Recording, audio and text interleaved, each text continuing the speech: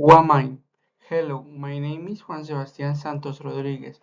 I am 22 years old and live in Bogota, Colombia, in Santa Rosita. It is near Diver Plaza Mall. I am studying psychology at UNAT. In my free time, I enjoy my hobbies, play video games, watching movies, and play with my friends.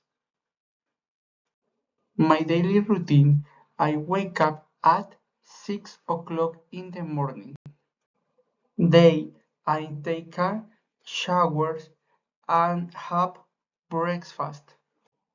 After that, I study and do my homework.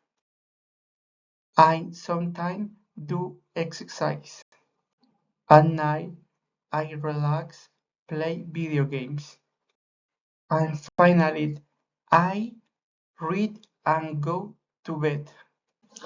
Family time. I have dinner with my family and talk about the day.